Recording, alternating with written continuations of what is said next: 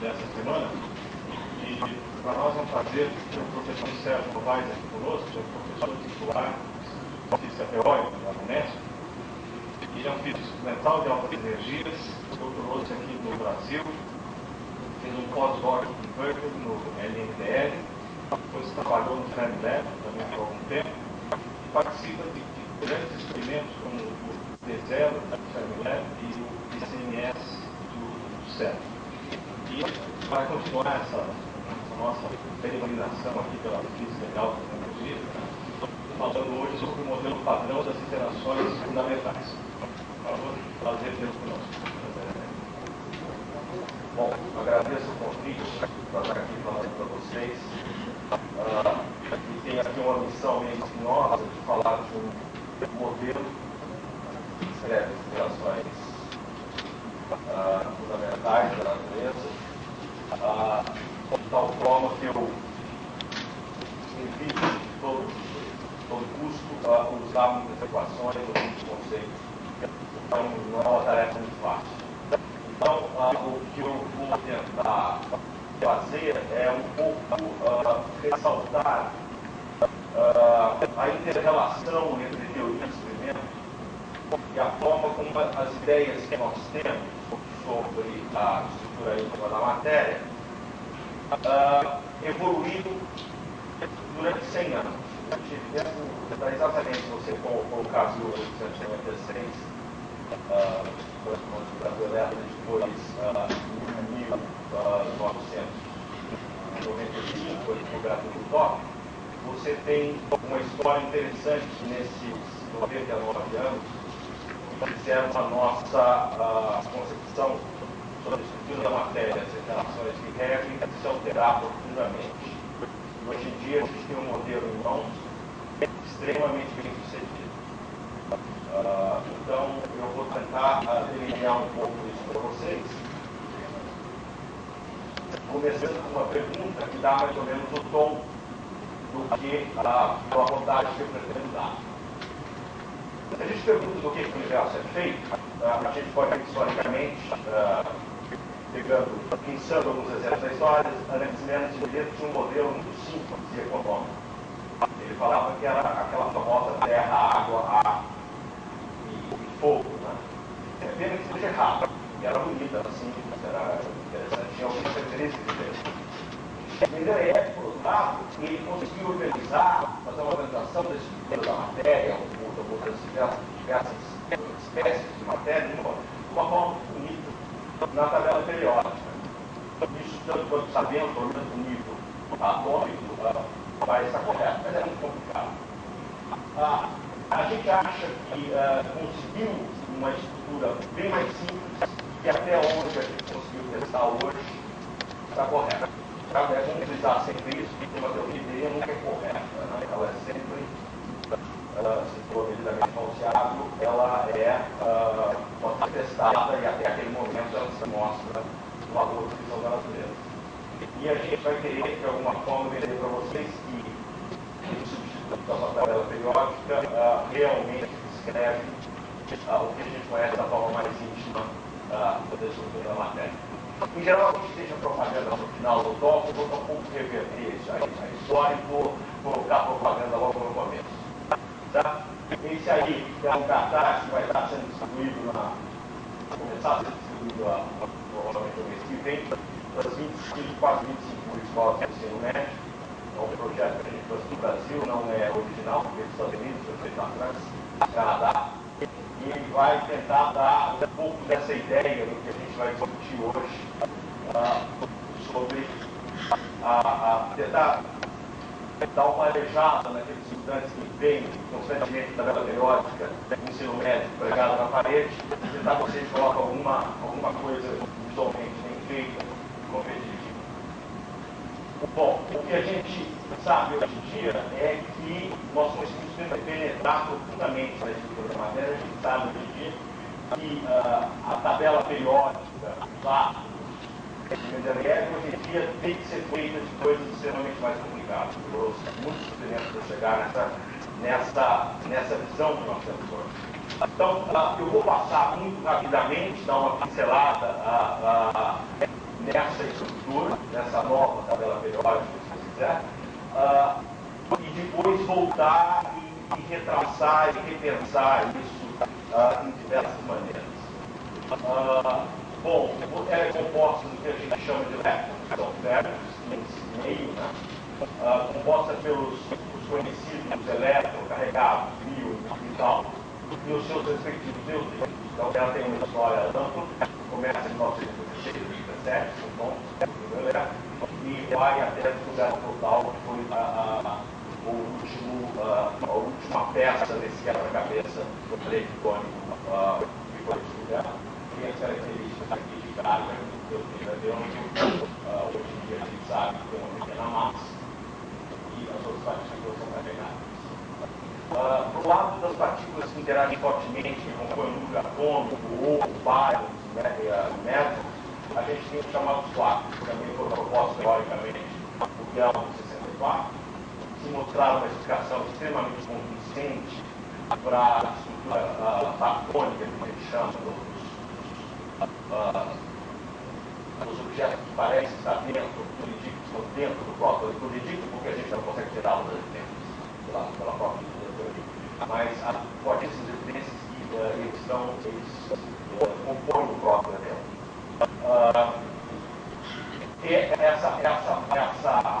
Essa tabela dos quarks foi devidamente completada em 74 foi descoberto do Stark, em 77 foi descoberto do Foton, e em 95 finalmente foi descoberto do Thor. Só para vocês terem uma ideia do que está se falando, eu estou tentando colocar os neutrinos ali, eu tentei colocar a massa das partículas proporcional ao volume. Então, vocês imaginam que aí um volume. Eu tentei desenhar esses quarks que estão aqui, tá? E coloquei também o próton aqui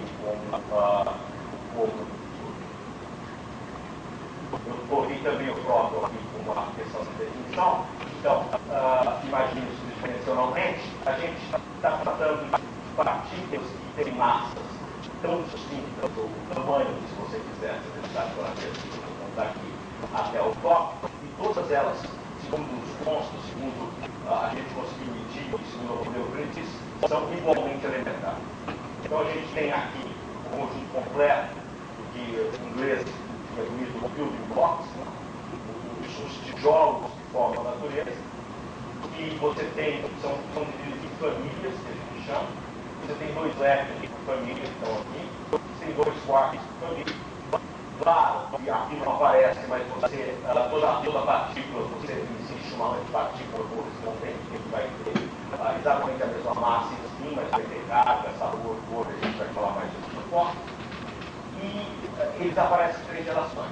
Tudo indica, as indicações que temos hoje são bastante fortes, parece que são 3, somente 3. Tá? Por que são 3?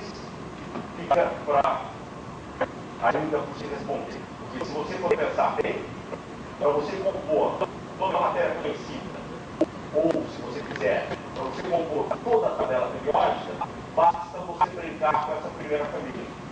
Essa primeira família você compõe o próton, você compõe o nêutron, você compõe o elétron. Então a matéria usual está aí. Então, todos os outros são produzidos no laboratório, iPod, ou qualquer outra substância, mas são partículas instáveis, que decaem rapidamente, mas a matéria usual estável, ela fica restrita à primeira geração.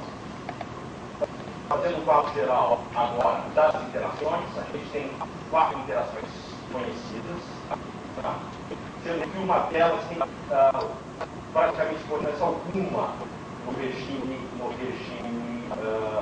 das dimensões que a gente analisa a matéria. Isso porque ela é pelo menos 10 a menos 39 vezes menor do que qualquer uma das outras interações que atuam no meio atômico. Eu lembrei agora, quando estava falando, quando a gente começou a professor Veron, eu falava que para saber que o cristal não vai crescer conforme vamos dizer, a gravidade ou o espaço, a microgravidade, não é necessário fazer crescimento de cristais no espaço. Basta a gente ter a consciência que a gente está trabalhando aqui numa escala de 10 a menos 40 vegetais crescem exatamente não regidos pela força gravitacional. Então, o que a gente tem, além daquelas partículas que a gente chama de building blocks, a gente tem as partículas que a gente chama que intermediam a interação. Tá? No caso da eletromagnética, a gente tem o fóton, que é uma partícula elementar, desde o efeito fotoelétrico. A interação fraca, que ela faz com que as partículas mudem o sabor, entende?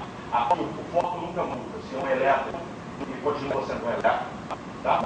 No máximo ele dissolve o par elétron-fóton, que são fótons. Mas aqui eles mudam de cara. Ele valoriza o elétron no fio, se for os carregados, ou também tem a mesma característica se for dentro. E a interação forte, que falaram para mim que não é uma emissão, convencê-los que a nossa teoria é boa para as interações fortes, vou dar mais um específico a essa região aqui, mas a interação forte só para não deixar ela fora do esquema, ela tem o Bloom como partícula intermediária, que sente o que a gente chama de carga de corpo. A carga de corpo é exatamente o análogo da carga elétrica, só que em vez de ter mais e menos, a gente colocou 3 características nela, deu qualquer nome, o resto do nomenclatura americana, em inglês, e é essa carga que é sentida e que é transmitida pelos grupos. Então, eles são os fótons intermediários que fazem, transmitem a interação. Tá? O fóton eletromagnético, o W mais reserva W menos para a interação fraca e o Bloom para a interação forte. O gráfico aqui ainda é uma hipotética, não se tem ciência experimental clara, existência de gráfico, é uma ferramenta interessante para acompanhar as outras interações. Então, o fóton, a gente pode atribuir a conta, graças a Deus, 1923. O WZ, quando estivermos efetivamente produzido no laboratório real, em 1983, pelas colaborações do Álvaro e do Álvaro do Céu. E o grupo que a gente teve evidências muito fortes desde 1979, em diversos momentos organizados por eles. Aqui, mais uma vez, eu resumo.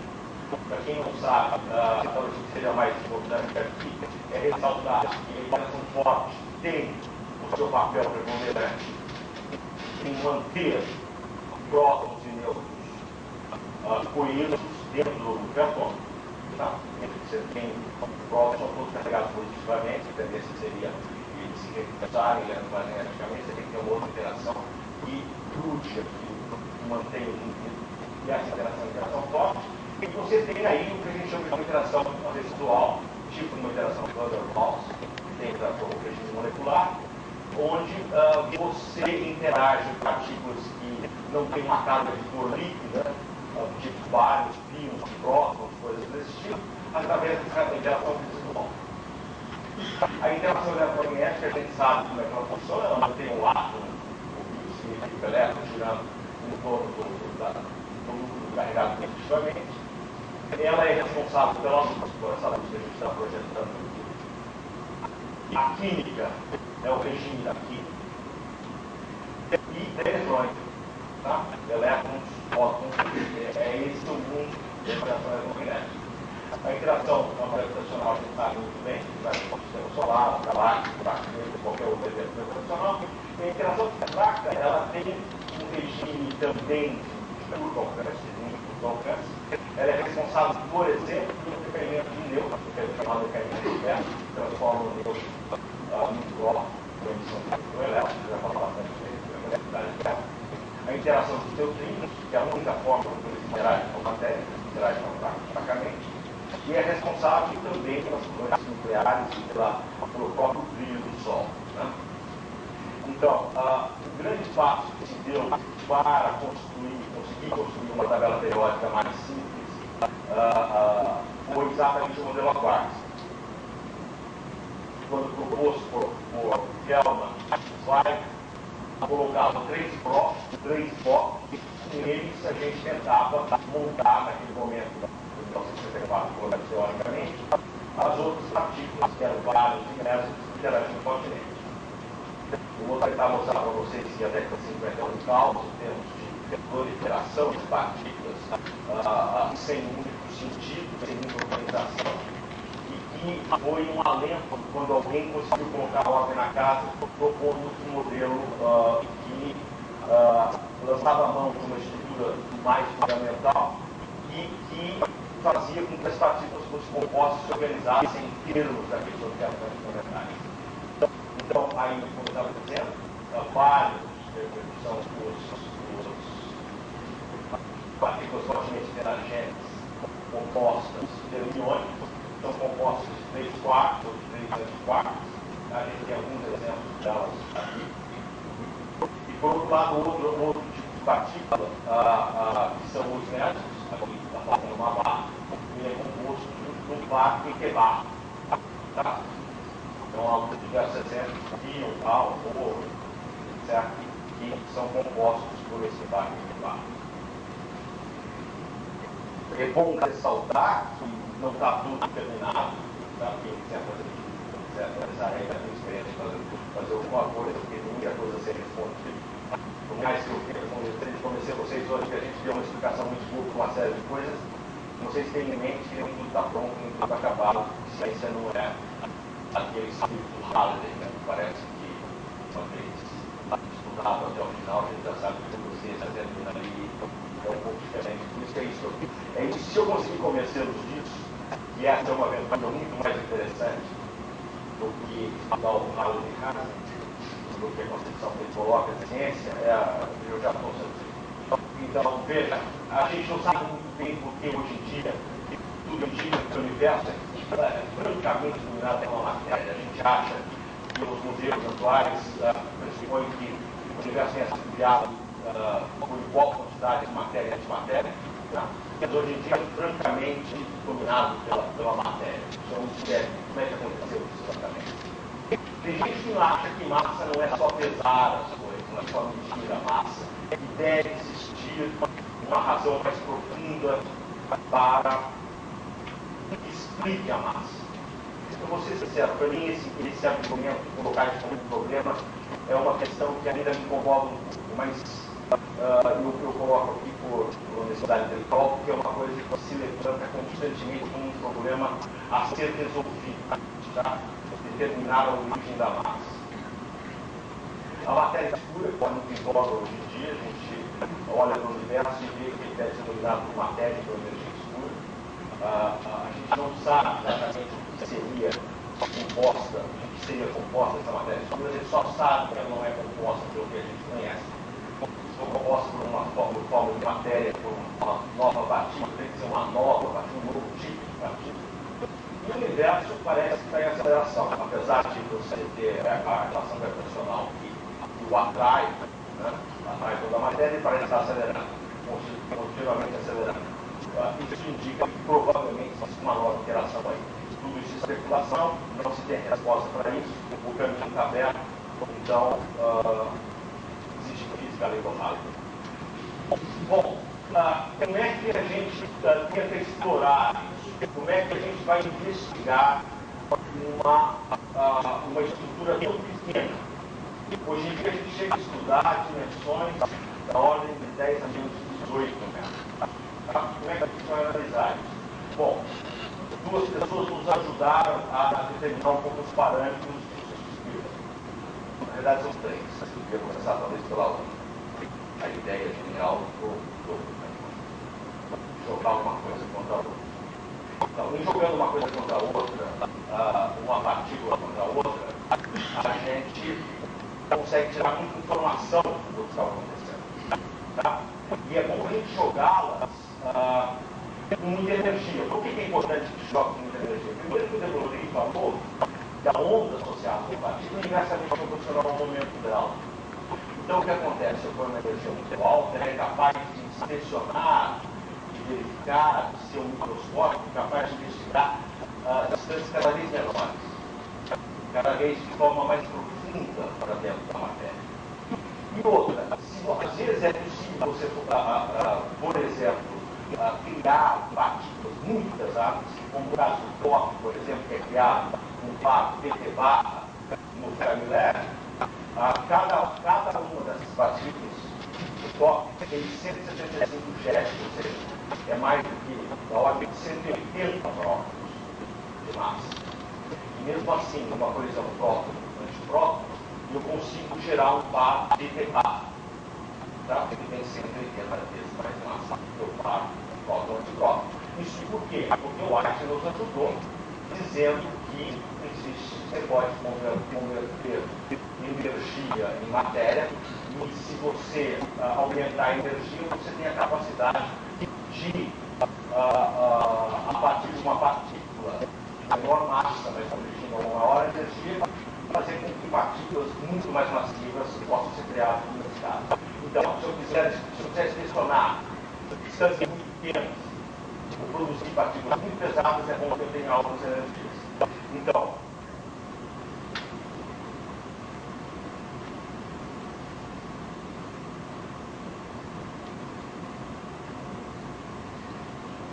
o que aconteceu é o seguinte: atrás de tudo isso tem uma ideia genial, que é a ideia do Rutherford.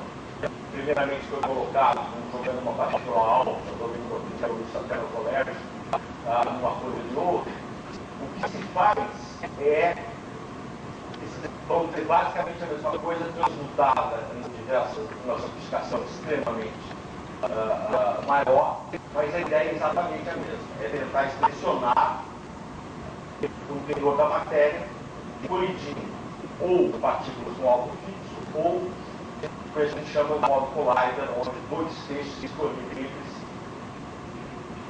si. A ideia foi tão bem sucedida que até hoje em dia é a maneira que nós arrumamos para investigar a da matéria e deu origem a dezenas de aceleradores de partículas, e ainda há outros projetados que usam o mesmo conceito extremamente simples.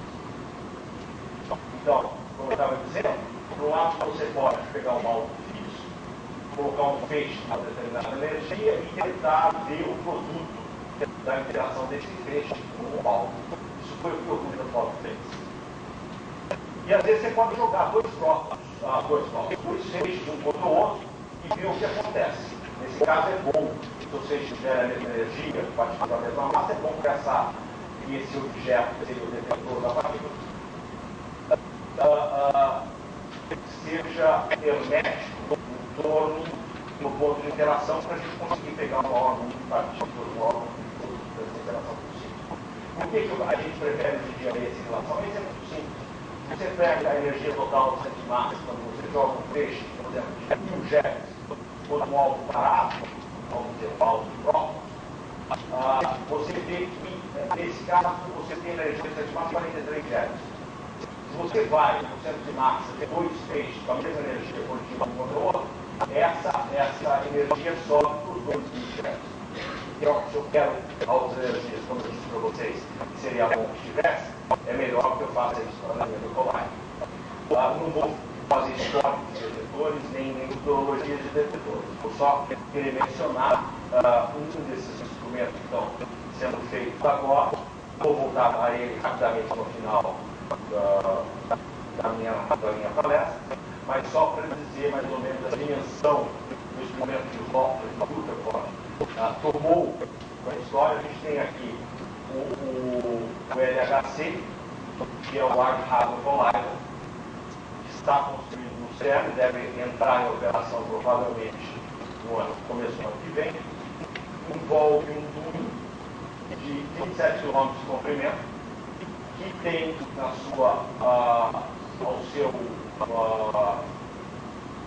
ao redor da extensão do número 4 grandes detectores, funcionalidades bastante distintas.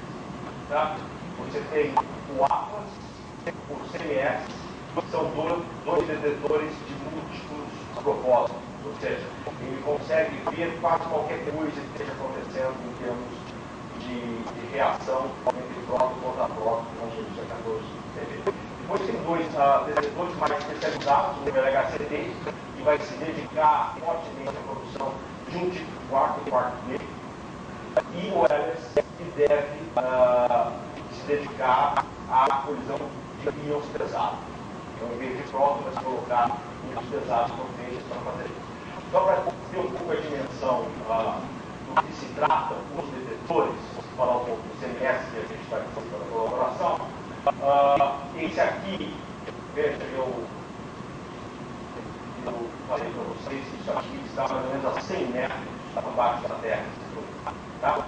Então, o que acontece aqui, essa casinha que está aqui, é a que eu estou mostrando aqui. Tá? E este é o ambiente onde foi montado o detetor.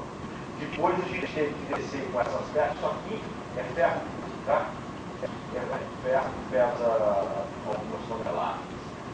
Exatamente para fazer o campo magnético para blindar, para passar o som dos produtos. E essa foi a operação, são fotos bastante recentes, eu não tenho a data exata dela, mas foi a operação de fechamento do detetor. Tá? E a descida dele, aqui a gente já está na caverna lá embaixo, 100 metros da Terra, da superfície da Terra. Tá?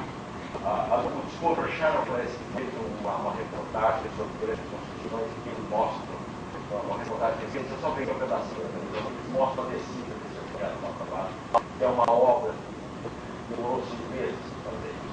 Agora aqui o detetor em si, tá? Chapéu da pessoa, ele é de diversas partes, nacionalidades completamente distintas, eu vou mostrar para vocês.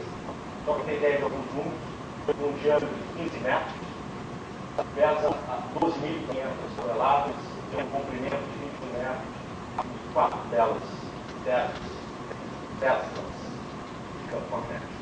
Então, cada parte dessa, que é uma funcionalidade completamente distinta, eu vou mostrar para vocês, vai detectar essas partículas. Isso aqui é um corte, então, tá? Se você olhar no corte, você pode imaginar uma fatia, tá? Uma fatia como uma fatia de bolo, e a gente vai tentar analisar cada um desses traços. Então, cada uma daquelas partículas que a gente estava conversando, não cada uma, mas cada grupo de partículas tem uma característica muito distinta, um sinal muito distinto, uma assinatura que a gente fala, num detetor como esse. Se você pegar mil, o mil ele passa praticamente sobre todo o detetor e vai deixar sinal entre essas paredes de ferro aqui, na parte dos cintiladores que estão aqui exatamente para identificar a presença dos fios. Por exemplo, elétricos em geral se curvam e deixam um traço curvo aqui na região do tracker, tá? E depositam a sua energia no valorante eletromagnético. Se for rápido carregado, ele faz a mesma coisa. Ele curva, ele não deposita. A ideia é ele vai se depositar a energia, isso aqui é feito, tá? É construído para que haja deposição dos rápidos, para considerar o continente. Partículas neutras, o que vai acontecer? Elas vão depositar aqui, mas não vão se. Primeiro, não vão deixar traços na região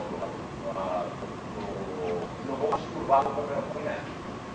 E foco, ele deixa a mesmo sinal para o eletromagnético, mas não deixa nenhum traço na câmara de traço.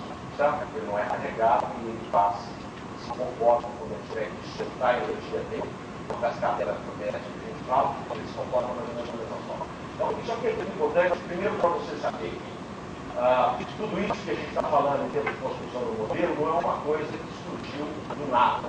Surgiu muito esforço, muito dinheiro, muita pesquisa, e a gente é capaz de medir, de distinguir, de selecionar e optar um modelo para o outro. Eu resolvi colocar essa transparência sobre o método científico, porque às vezes tem a tendência de abandonar um pouco o método científico, achando que hoje em dia, principalmente, que a ciência natural pode ser feita só com lápis e papel. Eu não sou partidário disso, eu acho que se você vai fazer ciência natural, é fundamental que você teste os modelos. Tá?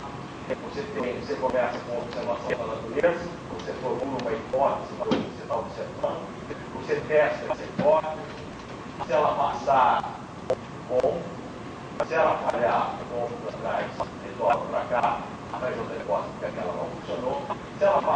universo das espécies, eu posso quase levar a categoria dela de hipótese até para uma teoria.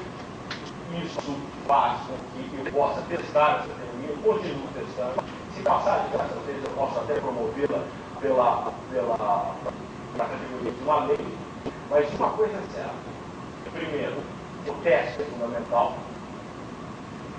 Se houver predições, é fundamental que elas sejam acessíveis ao experimento. Não adianta a gente fazer a predição de uma coisa que não pode ser. E uma teoria não é correta.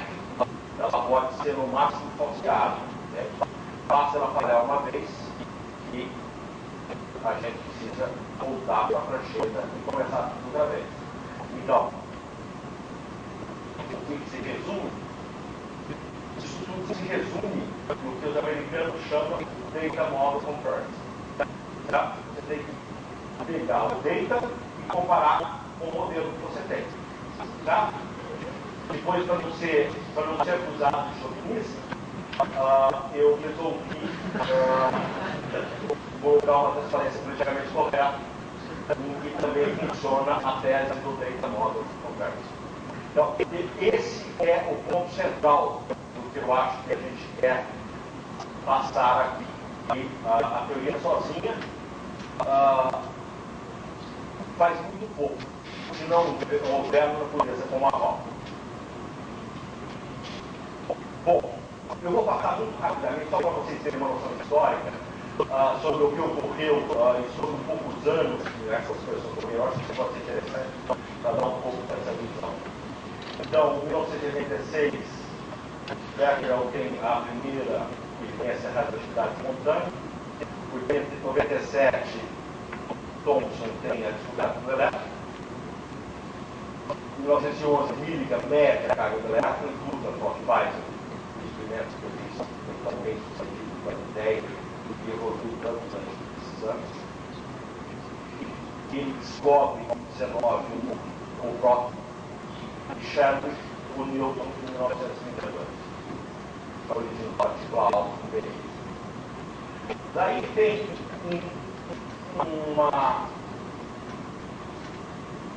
uma reação particularmente interessante, pelo tema que me deram para falar aqui, que é a interação eletromagnética eletrofraca, fraca ou eletrofraca, que é o chamado decaimento térmico. Bom, primeiro ele é responsável por se aventar a hipótese de existência do neutrino. Tá? Descobriu-se em 1914, foi comprovado por Hélio em 1927, que o espectro de decaimento beta é contínuo. O que significa isso? Significa o seguinte: o que é o decaimento beta? O decaimento beta é um próton se transformando no neutro, o neutro se transformando no próton e jogando para fora dele um elétron ou um beta. Tá? É um objeto muito pesado, praticamente parado, e joga para fora dele um elétron. O que você esperaria se não houvesse outra partícula envolvida nisso? Se essa energia do elétron tivesse muito ligada simplesmente à diferença de massa das duas partículas que estão paradas praticamente sem recurso ali naquele local. Então você esperaria ter essa energia, se não houvesse nenhuma outra partícula envolvida, um pico. Tá? Mas não é isso que se media. Essa energia dos elétrons saindo do decaimento do nêutron, elas tinham, na realidade, um espectro contínuo na energia. Elas tinham diversas energias. Quando isso pode acontecer? Pode acontecer se uma outra partícula for jogada para fora também. Tá? O seu nêutron se transforma em próprio e joga duas partículas. Você pode jogar duas partículas assim, assado, assim. Tá? Então, uma pode compensar a energia da outra. Então, você poderia ter um contínuo de energia. Então, o que acontece? Em 1930, o Pauli sugere a existência de uma partícula muito leve, deu fracamente interagente, que ninguém via essa partícula, nem que tivesse sendo emitida pelo decaimento dela. Rapidamente, no mesmo ano, o Fermi já propõe uma teoria do decaimento dela, assumindo a existência dessa partícula que o Pauli tinha visto teoricamente naquele momento, para explicar esse tipo de sistema. Aí tem a participação do Chombo como um trabalho importante no Rio, 1949, também e propuseram a universalidade das interações estáticas. Ou seja, a interação que o Fermi propôs para descrever a interação certa, na verdade, ele descrevia mais. Descrevia outros fenômenos, tal como dependendo do nível, etc. Tinham a mesma natureza e a mesma intensidade da interação fraca que descrevia o desenvolvimento certo. Só uma ressalva aqui, que nem só de aceleradores é feita a história das descobertas que a gente tem na matéria. Os raios cósmicos desempenharam um papel muito importante e tem características algo diferentes dos aceleradores, principalmente porque você consegue uma energia muito grande. Hoje em dia você tem o projeto G tentando detectar raios cósmicos de altíssima energia. Então, ele tem uma energia muito grande, muito maior do que a partícula alfa, a partícula do outro, mas é de muito menor controle. Você não sabe o que está vindo direito lá de cima, você não tem maneira de colimar o feixe, de deixar com a mesma energia. Então, ele foi responsável por 1932 pela descoberta do fósforo, pela descoberta do nível, por Anderson, Intersect. E aí já veio o Rabi com um comentário muito interessante. Para mim, para quem mandou isso existisse? Então é uma questão que ainda a gente tem aberta e que reforça um pouco aquele comentário que eu fiz no início. Para a gente fazer a tabela periódica, ou para a gente construir o universo como um todo, a gente passaria a primeira interação.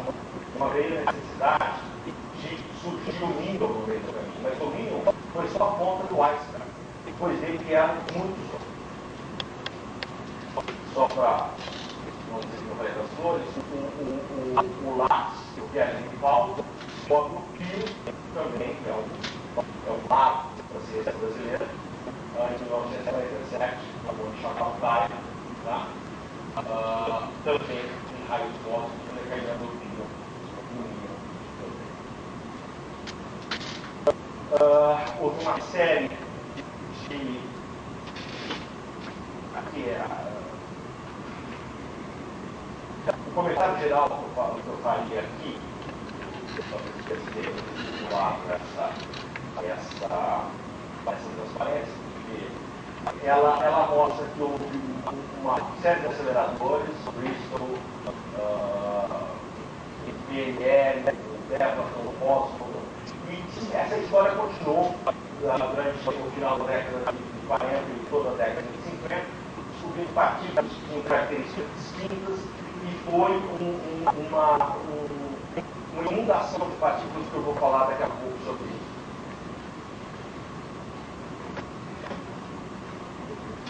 Deixa eu fazer uma rápida reflexão aqui sobre dois pontos de vista que eu vou falar.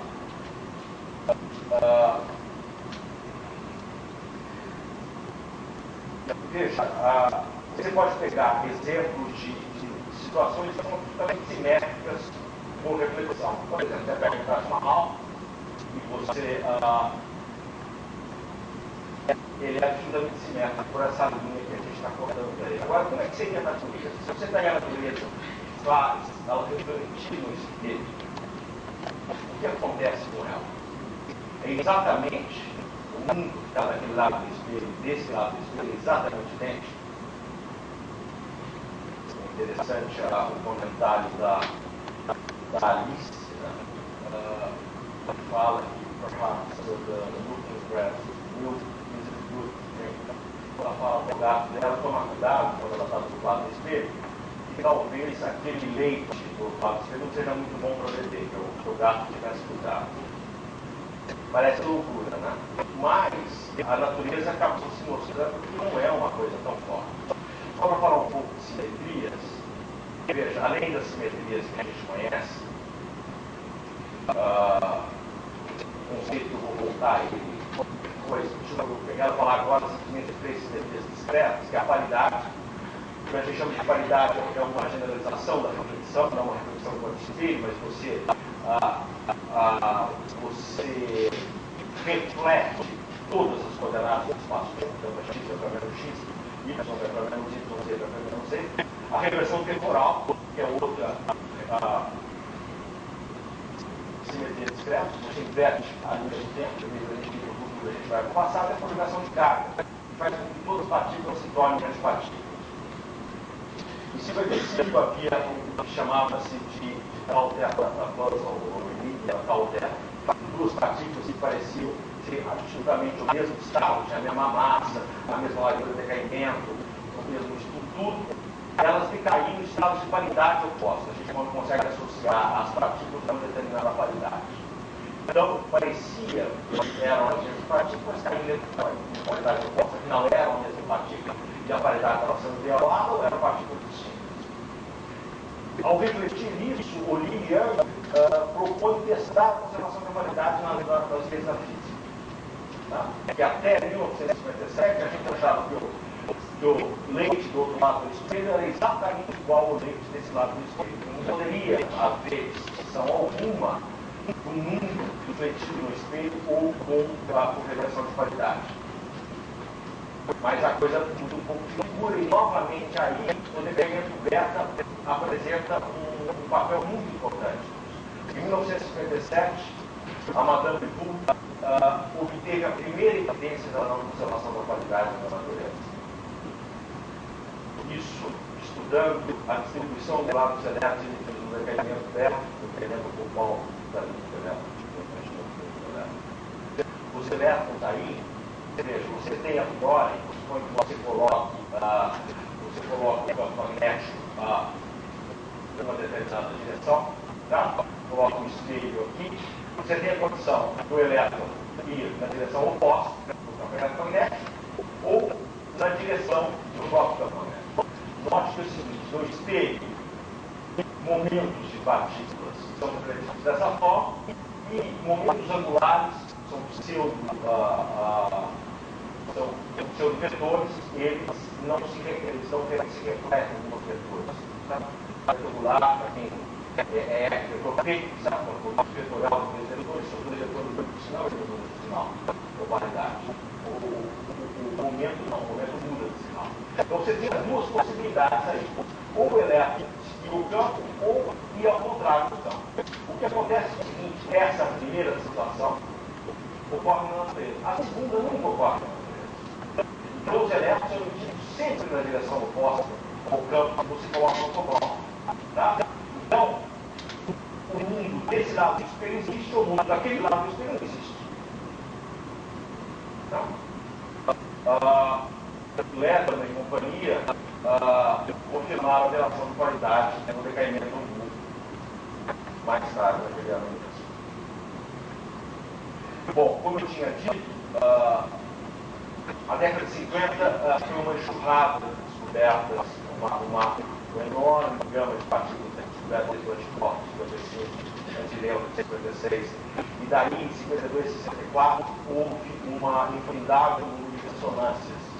As ressonâncias são partículas que têm uma vida média extremamente pequena. Você sabe que ela existiu, ela esteve lá, mas ela decai rapidamente em outras partículas. Aí houve, simultaneamente nessa década de 50, deixa eu misturar um pouco antes de voltar à estrutura das partículas. Em 58 houve uma proposta para aquela interação fraca universal, agora acoplando as ideias de que o neutrino saía do decaimento beta sempre naquela mesma direção. Isso estava relacionado, essa conexão não é muito fácil de explicar para vocês, precisaria de matemática, precisaria de teoria de Dirac, precisaria de conceitos, mas o que a gente pode dizer é que o neutrino sempre tem o spin dele projetado contra o momento dele. Tá? Então é isso que a gente chama de densidade negativa.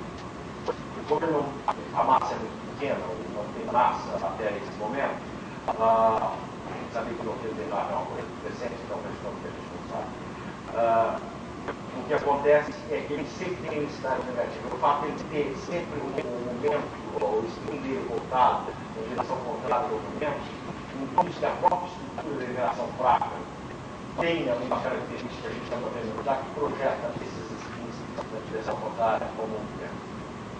Em 59, a continuação da definição do neutrino. E isso aí eu vou contar mais tarde, Salan e Ward, só para colocar o princípio histórico, inventam o princípio de Higgs. Eu vou voltar nisso, eu não vou dedicar tempo aqui agora. Em 62, a primeira evidência do meu primo no Rio. Não tinha sido estudado. Não vou falar muito em relação ao CP, mas depois, além da paridade, se descobriu que alguns sistemas da natureza, o primeiro foi o sistema de caos, violam a simetria de CP. CP é, além de você fazer a paridade, você conjuga a carga. Você transforma a matéria em antimatéria. Tá? E aí isso aí tem uma consequência bastante interessante, porque a gente tem um teorema muito forte, que CPT, ou seja, você quer o tempo, quer o espaço, e transformar a matéria em antimatéria, mas se fizer tudo isso em sequência, ao mesmo tempo, a natureza não pode mudar. Então o que acontece? Se CP é violado, T também tem que ser violado, para esses três juntos não serem violados. Então esse sistema, se você fizer a reversão do tempo, ele não reverteria em algumas reações. Não daria para você passar um filme e passar o filme ao contrário e aquilo acontecer de trás para frente. Mas uma característica era muito clara. Na década de 50 eu fiz questão de fazer uma coleta, e isso aqui está absolutamente correto. Eu tentei pegar todos os nomes das partidas descobertas até aquele momento. E era isso aí, você tinha um monte de partículas, você tinha a menor ideia do que fazer com isso. Então você tinha colocado as partículas aí sendo produzidas como ressonâncias hadrônicas, e você tinha aquele balde de partículas completamente de forma caótica. Então, um passo gigantesco foi dado para a gente organizar isso aqui numa estrutura muito simples como essa, quando, como eu falei no começo, o Guilherme Zweig propõe o modelo Aquax para organizar toda essa brincadeira. Isso foi depois, em 1969, com a colaboração do Zweig com o MIT, visto que a gente tinha uma evidência pequena no geração do nucleon. Isso pode ser associado com a própria atividade dos fortes. E depois o modelo teórico, o modelo Aquax e o Bjorn e o Feynman explicam como é que funciona direito o regime das interações de corpos, como é que a colisão radon-radon ocorre. Deixa eu voltar um pouco para a simetria, agora de forma mais geral. Não me preocupo tanto com a simetrias discretas, mas de uma forma geral. Bom, a definição de Weyler, que é objeto assimétrico, a gente puder fazer uma certa transformação, e ele permanecer exatamente o mesmo depois dessa operação. É isso que a gente diz que uma certa grandeza, isso que a gente diz de uma simetria, da invariância sobre uma determinada transformação. E existe uma entidade matemática, que é a teoria de grupos, que desempenha um papel muito forte nisso. A teoria de grupos, ela é sintetizada aqui nesse gráfico que eu coloquei, não vou estender nisso porque não vem muito ao caso. Só para lembrar para vocês, a definição de teoria de grupos, eles são mais formal, se você tem uma operação associada a dois objetos, que associa cada patamar x do grupo, um terceiro elemento x específico do grupo, e tem propriedades de fechamento, associativo. Existe uma identidade, existe uma inversa.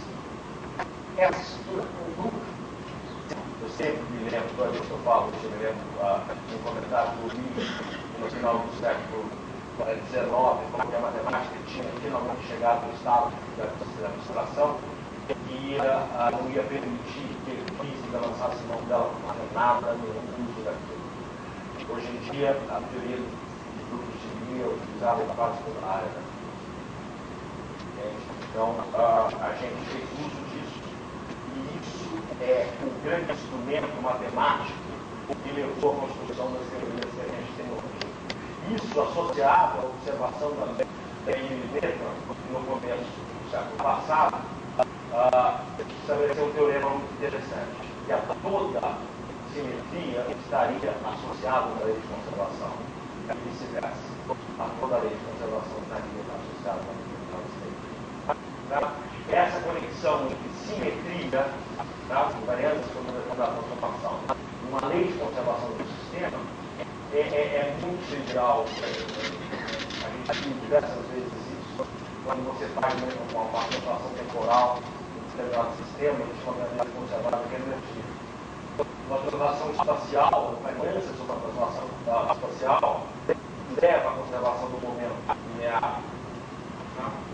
E a invariância sobre uma rotação a momento magnético, molecular.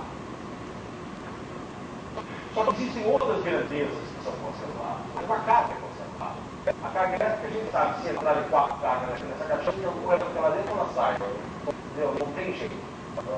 Cargas são conservadas, cargas não aparecem, desaparecem. Mas o que ele disse? Bom, a dona Eliseta disse que toda a lei de conservação tem uma simetria social. Que simetria estaria associada a essa? Então não deve ser simetria do espaço-tempo, tipo aquelas que eu falei, transformação, rotação, inversão temporal, etc. Ela deve ser uma simetria interna, que a gente chama de simetria de Gauge, que ela pode ser global, no sentido que você faz a mesma transformação do campo do universo como um todo, ou ela pode ser local. Você faz que a transformação tenha liberdade de ser feita em cada ponto do espaço.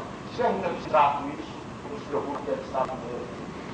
Não tem muita solução. Eu vou meio falar por aqui e dar um passo além. Só que esse objeto, esse tipo de transformação, no sentido global, ele leva à conservação da carga elétrica. E se você quiser requerer que essa transformação possa ser feita de forma independente em cada lugar do espaço-tempo, ele leva à própria definição da constante, da interação.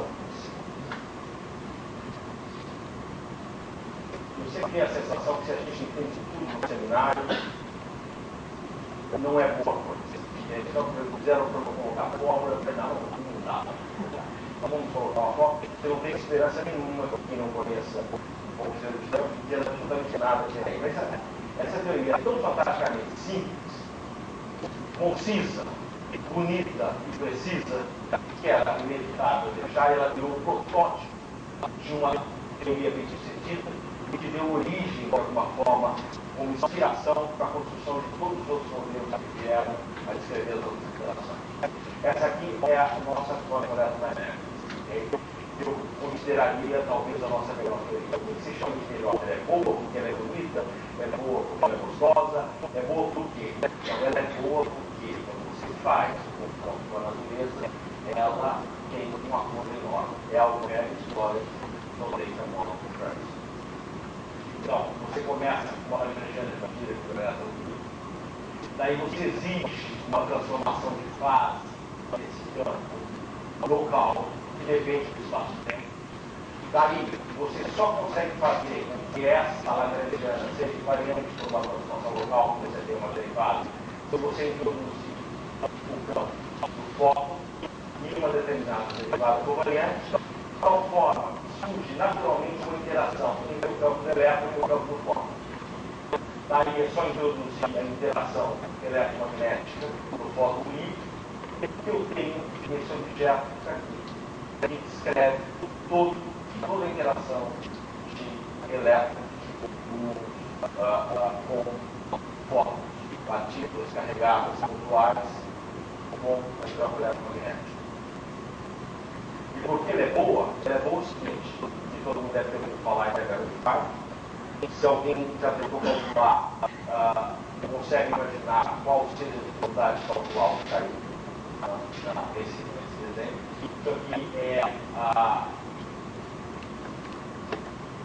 é o conjunto de diagramas que constitui uma certa grandeza. Eu não vou chamado de magnética nula do elétron.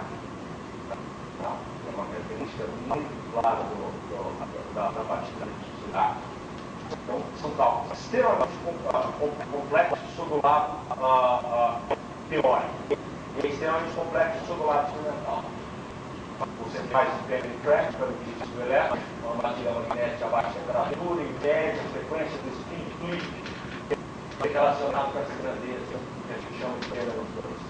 O que eu quero apontar para vocês é o seguinte: quando você vai e faz a medida, a evolução de 1947 a 1987 dessa medida, e certamente só com dados efetivos a gente melhorar a precisão experimental, as pessoas vão se arvorar, sentar na mesa e tentar calcular uma ordem mais elevada, talvez de preocupação daquela grandeza, porque aquilo é um desespero calcular aquilo, mas o que é absolutamente fantástico, que quer chamar a atenção, existe um acordo de 8 organismos significativos em que a predição teórica vai querer ter a medida experimental. Esse é o ingrediente fundamental. É por isso que eu falei que era bem sucedido.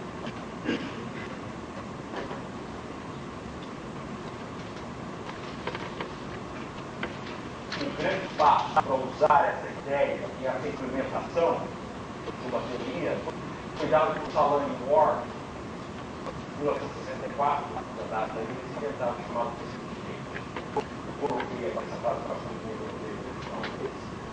e ele falava que essa ideia de você impor uma meta local para os campos pode dar certo para qualquer tipo de teoria. E, na realidade, as outras interações que a gente está preocupado, que são as interações práticas, interações fortes, elas requerem alguns outros ingredientes extras, porque elas têm características um pouco distintas do eletromagnetismo. A interação fraca, por exemplo, ela é de curtíssimo alcance. Então ela precisa de uma partícula que vá e permeie a interação e seja massiva, que tenha uma massa muito grande. Então você requer um conceito completamente novo, um conceito de que é espontânea de simetria e mecanismo de Higgs. E a interação forte, eu não vou me estender porque falar o que eu posso terminar, não perde o assunto do nosso próximo seminarista, semana que vem. Ele também tem características muito peculiares, uma interação forte, ela tem uma grande concentração de acoplamento, e você precisa de um outro ingrediente que foi descoberto mais tarde, que é chamado de análise sinótica. Mas eu vou falar para ele desse do nosso colega da próxima semana. Dando uma ideia rápida do que seria aquela espontânea de simetria. Às vezes você tem uma simetrias exatas, em geral, dão origem à lei de conservações exatas. Mas existem algumas situações que o sistema invariante de simetria, mas a estrutura de menor energia do sistema não é. Já tem um exemplo clássico disso. Só para mostrar que é do ferromagnetismo. Quando você está a uma alta temperatura, os sistemas são todos desorganizados, mas essa desorganização traz uma simetria, uma simetria de rotação em 3 dimensões. Quando você abaixa a temperatura, vai diminuindo a energia desse objeto, chega uma hora que eles se alinham. E aí a simetria é quebrada. Parece que eles estão mais organizados, mas a simetria é menor. Porque agora ele só tem invariância na rotação nessa direção. Aqui não. Se for realmente desorganizado, deve ser uma simetria de rotação A3, que a gente chama. Você pode rodar em 3 dimensões. Na hora que você foi abaixando a energia, abaixando a temperatura, você chegou num ponto que ele se alinha.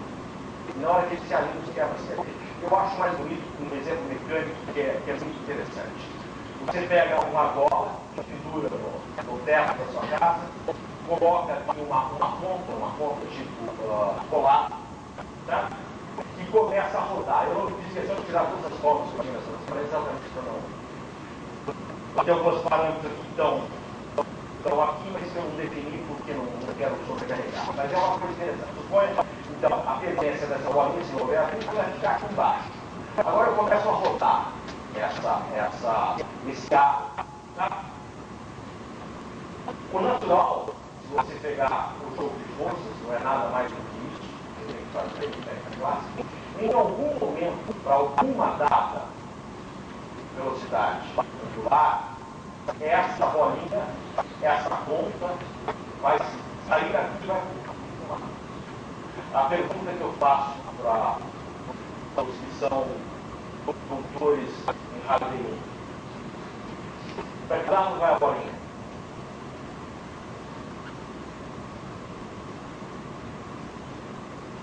E quem que me responde?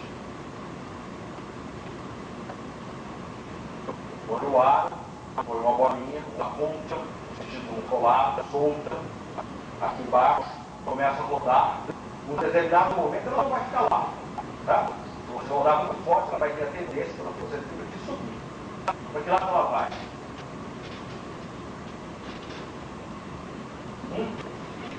É indiferente. Ou se você quiser, é simplesmente a história do movimento que vai dizer para que lado ela foi. Não existe uma forma de você prever de que lado ela vai tender aí. Tá? É absolutamente simétrico a possibilidade dela ir para cá ou para lá. Mas só que tem um detalhe. A partir do momento que ela foi para lá, ela foi para lá. Quebrou a simetria, não tem mais a simetria o problema. Enquanto esse objeto estava parado aqui embaixo, essa configuração era absolutamente simétrica. A partir do momento que ela saiu de um lado, e não me interessa qual foi, porque não é uma previsão dinâmica, é uma questão só da história do movimento, a partir do momento que ela foi para lá, a simetria foi quebrada.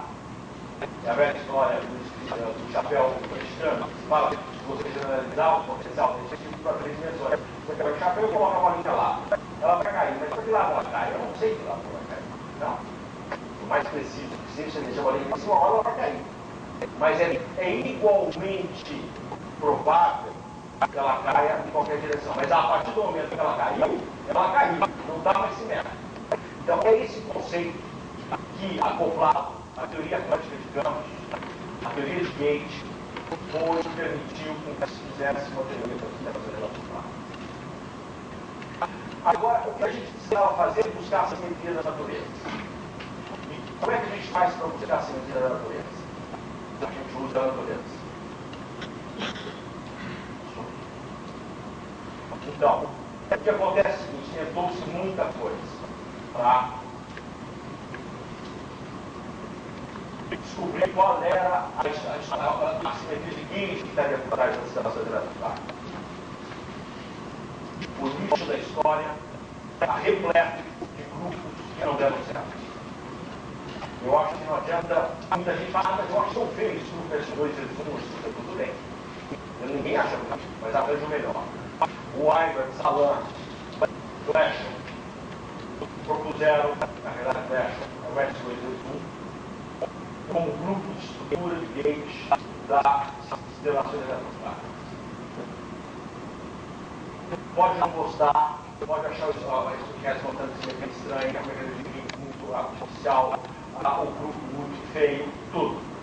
Mas uma coisa que a gente não pode abdicar é o fato de que ele produz muito bem o que tudo veio antes, a gente sabe mesmo da coisa. Ela é globalizada, não vou entrar em detalhes, a gente consegue calcular, dá para fazer predições. Uma vez que a gente faz essas predições, ela prediz a existência de uma interação fraca via corrente neutra, ela prediz a massa dos postos vetorais, ela prediz a existência de ao menos um bóson de Higgs, que a gente já vai ver com o nome. Então, aí está a estrutura do grupo da teoria como um todo. O S3 é da interação de choques, não vou falar dele aqui com os grupos.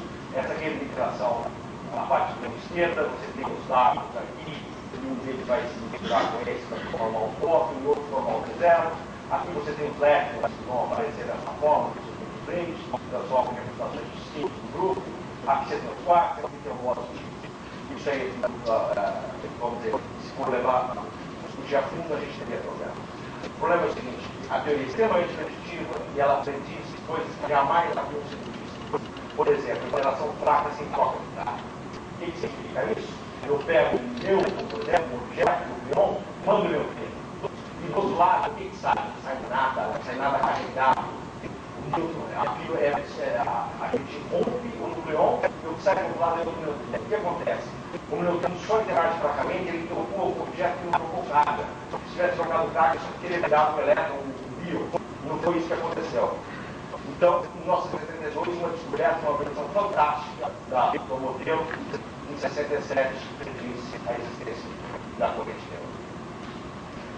Só para ver história, para quem tem muito a ver com a sequência popular, chamada Revolução de Novembro de 74, foi descoberto o J e o Psi, no MIT do outro, no SLAC, em reações completamente distintas que acabaram acontecendo a mesma partícula que a gente chama de J/Si. O Quackcharm, descoberto nesse mesmo ano, e esse novembro de 1964 foi revolucionário. Em 75 é descoberto o último leque, certo? Abrindo aqui o caminho de uma nova geração. A gente teria aí mais 2 quartos para serem descobertos. 3 anos depois, o LEDER em 77, o LEDER logo no estado ligado, PDBA, e aí estava o quarto dele sendo descoberto. 1983, mais uma previsão da teoria, que consegue colocar, não só falar que é massivo, mas predizir a massa desses objetos. Eles são descobertos por WZ, produzidos, reais, todo detector com a mesma massa produzida pelo modelo. 95, o quarto top é descoberto no Fermi Lab, das colaborações CDF e DESERT. Eu acho que seria a última grande descoberta da física de partículas. Fechando aquela tabela periódica que eu tinha prometido para vocês que eu fecharia até o final do dia. A década de 90 foi dedicada ao que se chama de medidas precisas do modelo padrão.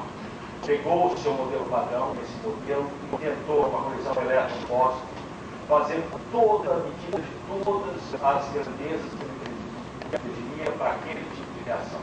Primeiro, trabalhamos com o que a gente chama no módulo Z, a gente produzia, fazia mais elementos, se aniquilar e produzir o Z, uma corrente um pós intermediário neutro, e daí medir o decaimento dele, tá? Pegar todas as características que a gente tem no módulo Z. Depois de uma segunda etapa, esse mesmo detetor estudou a produção de pares de dados que ele prediz.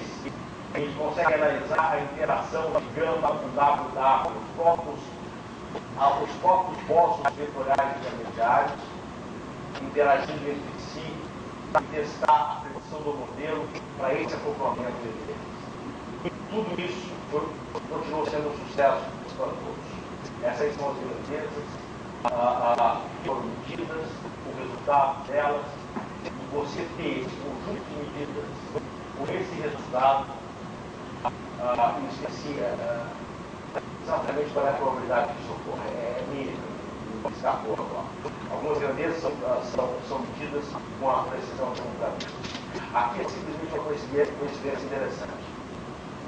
Essa é a única transparência do meu foco. Por coincidência, eu vim saber agora que exatamente o desenho que fizeram para anunciar o meu foco. Ele estava lá numa correlação entre os dois eventos. Então, uma teoria ser feita a respeito. Eu não falei deles nem deles. Está faltando uma última peça para fazer parte desse quebra-cabeça, que é o chamado módulo de Higgs. Tá? Os experimentos estão sendo colocados, como eu disse para vocês, o LHC tem 2 detectores do átomo, o CMS, certo? Que formam o motor principal da investigação deles, a possível descoberta dessa partícula que está faltando. Uns torcem para que seja descoberto, outros torcem para que não seja descoberto. E a gente precisa de alguma coisa diferente, inesperada, nova, para mostrar mais uma vez que aqui não é normal.